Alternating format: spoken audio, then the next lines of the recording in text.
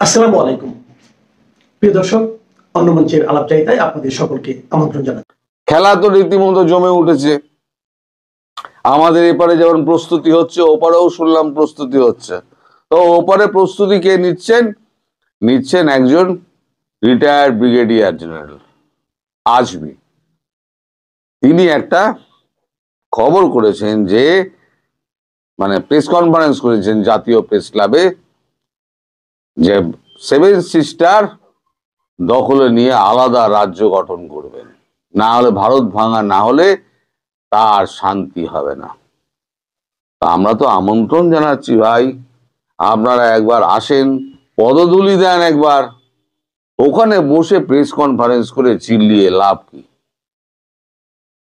তবে আধা ভারতবাসী কিন্তু বলছে ওই খতনার পর যেটা পড়ে থাকে বাকি অংশটুকু, সেই অংশটুকু কেটে যদি ফেলে দেয় এখানে, তারপরে যদি ফিরিয়ে দেয়, তাহলে পরে কিন্তু সমস্ত জীবন নষ্ট, সব নষ্ট। সুতরাং ওটাকে বাধা ফাধা দিয়ে আসবেন যারা এই সমস্ত স্বপ্ন দেখছেন। বলে আমরা এই সমস্ত নিয়ে চিন্তিত নই, বরং বুঝতে পারছি যে ভয়টা খুব ভালো মতো ধরেছে। আর এসব করে কি হচ্ছে জানেন তো, যদিও বা একটুখানি দেরি ফেরি হতো, তাও আর দেরি ফেরি হবে না। এবারে তো একদম নিশ্চিত হ্যাপি হোলি তো হবেই, হ্যাপি হোলি তো হবেই। আচ্ছা, যাই হোক, আজকে অন্য খবরে ফিরে, সেটা হচ্ছে আজকে পুতিন ফিরে আসছেন এখানে। সারা বিশ্বের চোখ এখন পুতিনের দিকে, এই দুই রাষ্ট্র নেতার বৈঠকের দিকে। তাদের মধ্যে আছে হচ্ছে আমেরিকা এবং ইউরোপিয়ান ইউনিয়ন। ইউরোপিয়ান ইউনিয়ন চাইছে যুদ্ধ বন্ধ করতে, রাশিয়াও চাইছে যুদ্ধ বন্ধ করতে, কিন্তু রাশিয়ার দাবি এবং ইউরোপিয়ান ইউনিয়নের দাবি আর ইউক্রেনের দাবি দুটোতে মিলছে না। 7 দিন বৈঠকের শেষে কিন্তু 5-7 দিন বৈঠকের শেষে কিন্তু কোনো সমাধান সূত্র মেলেনি, দুপক্ষই নিরাশ হয়ে ফিরে গেছে।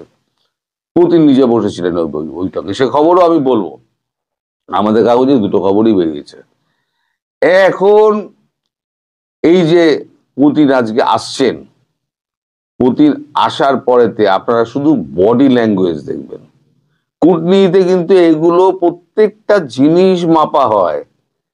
এই কে কিভাবে হ্যান্ডশেক করলো, কে কতটা জড়িয়ে ধরলো, কতটা চেপে জড়িয়ে ধরলো, তাদের মুখে ভঙ্গি কি ছিল, হাসি কতটুকু ছিল, প্রাণ খোলা হাসি ছিল নাকি একটা দেখানো হাসি ছিল, প্রত্যেকটা জিনিস কিন্তু কূটনীতিতে গোনা হয়। আপনারাও গুনুন, ছবি তো আপনারা পাবেন, আপনারাও ভিডিও দেখলে পরে আপনারাও দেখবেন যে এই যে হৃদ্রতা, সেটা ওই বৈঠকের আগে প্লেন থেকে যখন উনি নামবেন, তারপরে যখন দেখা হবে মোদিজির সঙ্গে, সেই হৃদ্রতার ছবিটুকু দেখবেন, তাহলে বুঝে যাবেন কূটনৈতিক ব্যাপারটা কোন দিকে এগোচ্ছে।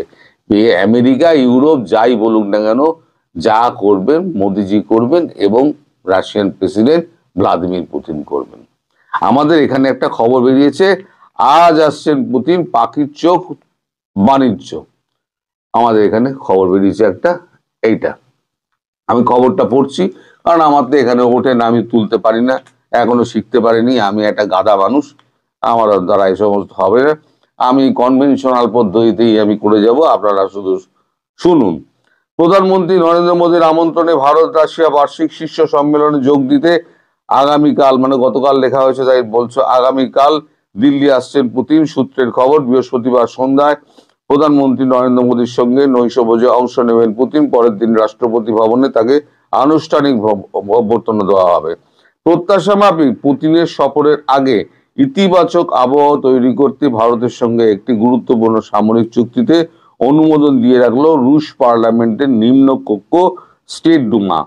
দু দেশের মধ্যে লজিস্টিক বা রসদ ভিত্তিক সাহায্যের আদান প্রদানের জন্য গত ফেব্রুয়ারিতে দিল্লি এবং রাশিয়ার মধ্যে একটি চুক্তি হয়। চুক্তির নাম reciprocal exchange of logistic support, এইটা মাথায় রাখবেন, সংক্ষেপে RILOS। দু দেশের মধ্যে এই রেসিপ্রোকাল এক্সচেঞ্জ অফ লজিস্টিক, এটা নিয়ে আমি পরে বলবো এই জিনিসটা কি। দুদেশের মধ্যে সামরিক সহযোগিতার দিক দিয়ে এই চুক্তিটি যথেষ্ট গুরুত্বপূর্ণ। গত সপ্তাহে এই চুক্তিটি অনুমোদনের জন্য রুশ পার্লামেন্টে নিম্নকক্ষে পাঠান সে দেশের প্রধানমন্ত্রী মিখাইল মিশুস্তিন। মঙ্গলবার তাদের সবুজ সংকেত দিয়েছে নিম্নকক্ষ। স্টেট ডুমার স্পিকার ভ্লাচেস্তক ভ্লাদিমির বলেন, ভারতের সঙ্গে আমাদের কৌশলগত এবং সার্বিক সম্পর্ক রয়েছে, আমরা এই সম্পর্কের কদর করি। এই চুক্তির অনুমোদন পারস্পরিক সহযোগিতার জন্য এবং আমাদের সম্পর্কের আরো দৃঢ় করবে বলে আমি বিশ্বাস করি। এবার শুনুন নয়াদিল্লির বক্তব্য। বার্ষিক শীর্ষ সম্মেলনে দু দেশের মধ্যে সামরিক কোনো চুক্তি সই বা তা নিয়ে কোনো কিছুই ঘোষণা করা হবে না, যেটা আমি পোস্টে তুলে দিয়েছি। তার মানে যা থাকবে কি চুক্তির মধ্যে তা কিন্তু দু দেশের মধ্যে সীমাবদ্ধ থাকবে, তা নিয়ে প্রকাশ্যে কিছু বলা হবে না, কোনো দেশ কিছু বলবে না। এবার যে যার মতো আন্দাজ করুক কি হচ্ছে না হচ্ছে। তবে সামরিক চুক্তি বেসামরিক চুক্তির মধ্যে যা রয়েছে, বেসামরিক চুক্তি মানে পরমাণু চুল্লি ফুল্লি, তারপরে তো আপনার ডুবোজাহাজ এগুলো হচ্ছে বেসামরিক চুক্তি। দাঁড়ান একটু লাইটটা একটুখানি বাড়িয়ে নি, 1 মিনিট ধরুন, আপনার লাইটটা একটু বাড়িয়ে নি।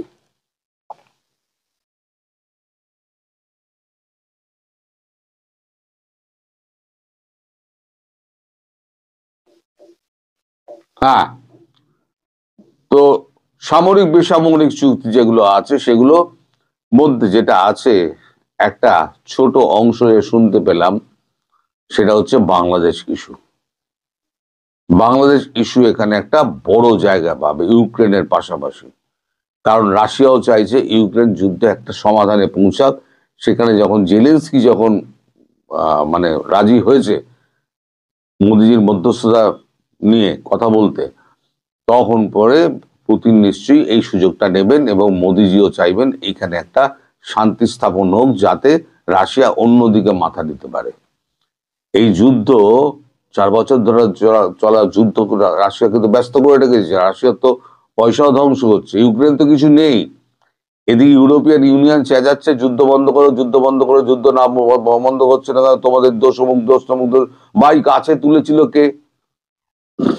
মই দিয়ে জেলেনস্কি গাছে তুলেছিল কে? ন্যাটোয় যোগ দাও, আমরা অর্থ সাহায্য করব। এখন অর্থে টান পড়ে গেছে, এখন অর্থে টান পড়ে গেছে বলে আর ইউক্রেনে এখন লড়ার মতো সৈনিক নেই বলে এখন তোমরা পিছু হচ্ছো।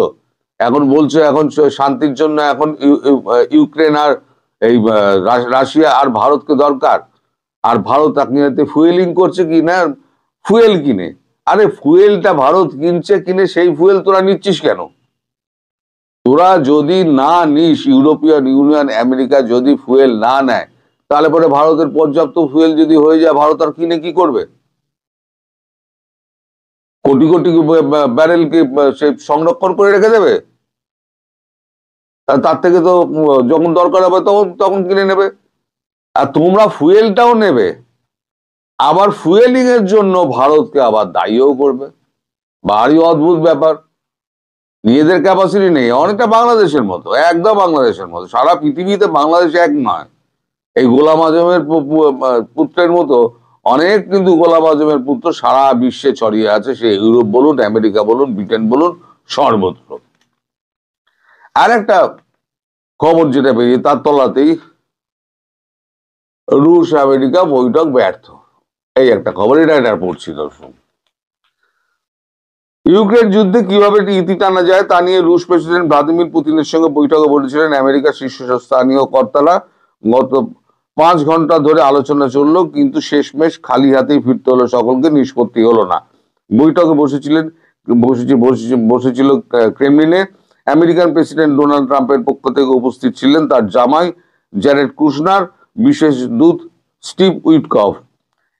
ওপক্ষে ছিলেন খোদ পুতিন। প্রায় 1 সপ্তাহ ধরে গভীরভাবে কূটনৈতিক আলোচনার পরে মুখোমুখি বৈঠকে বসা ট্রাম্প প্রশাসনের অন্যতম প্রয়াস ছিল রাশিয়া ইউক্রেন যুদ্ধ বন্ধ করা, যদিও সাফল্য এলো না। বৈঠক শেষে রুশ বিদেশ নীতি উপদেষ্টা তথা পুতিনের অন্যতম ঘনিষ্ঠ সহকারী ইউবি উশাকোভ বলেছেন, খুবই গঠনমূলক এবং গুরুত্বপূর্ণ আলোচনা হয়েছে, কিন্তু সমঝোতা করার পর পাওয়া গেল না। তিনি জানিয়েছেন এই বৈঠক ব্যর্থ হলে শান্তির পথ খোঁজা হবে। রাশিয়ার দুটি দাবি করেছে, এক, ইউক্রেনকে আনুষ্ঠানিকভাবে ঘোষণা করতে হবে তারা পশ্চিমী সামরিক জোট ন্যাটোয় যোগ দেবে না। দুই, পূর্ব ইউক্রেনের ডনবাস এলাকা রাশিয়াকে ছেড়ে দেবে না, রাশিয়া ছেড়ে দেবে না।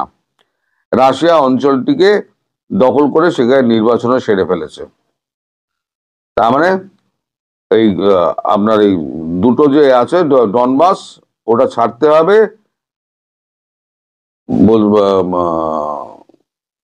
ছাড়বে না রাশিয়া বলছে।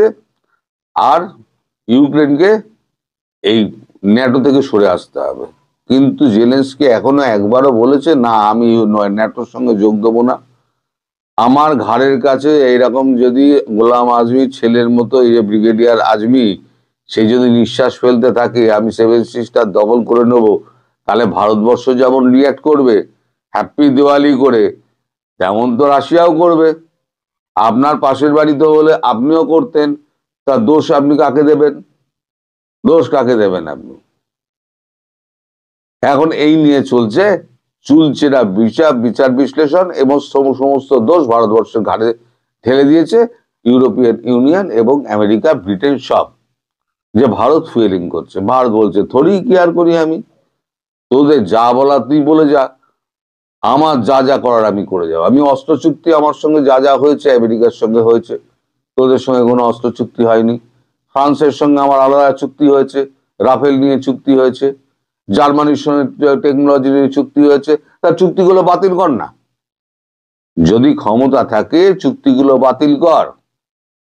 ফ্রান্সের রাগ হচ্ছে, ম্যাক্রোর রাগ হচ্ছে যে SU-57 আমরা যেটা রাশিয়া থেকে নিচ্ছি, SU-57 তাদের কাছ থেকে রাফালের বদলে SU-57 নিচ্ছি কেন? আরে তোকে যে রাফালে 5 স্কোয়াড্রনের অর্ডার দেওয়া হয়েছে, সেই 5 স্কোয়াড্রন দিতেই তুই তো বলেছিস আমার 6 বছর সময় লেগে যাবে। তাহলে ওই 6 বছরের জন্য কি আমি আবার বসে থাকবো? আমার আরো 5 স্কোয়াড্রন 10 স্কোয়াড্রন যদি আমার SU-57 লাগে, তাহলে তো আমি অন্য দেশের কাছে যাব যে তাদেরকে ভাগ করে দাও। তাছাড়া এত বছর ধরে আমরা রাশিয়ান সমস্ত অস্ত্র ব্যবহার করে এসেছি। 71 সালের পর থেকে আগে থেকে আমরা যখন বলছি আমেরিকা অস্ত্র দাও অস্ত্র দাও, আমাদের তো অস্ত্র দেন না আপনারা। তখন তো আর কেউ অস্ত্র দেয়নি, তখন তো বাধ্য হয়ে আমরা রাশিয়ার কাছ থেকে নিয়েছি। রাশিয়া হুবুর অস্ত্র দিয়েছে, সেই অস্ত্রের মেনটেনেন্স তো চাই। পার্টস গুলো পাবো কোথায়? মাল রাশিয়ার, পার্টস পাবো কোথায়? আমার রাশিয়ার কাছে যেতে হবে।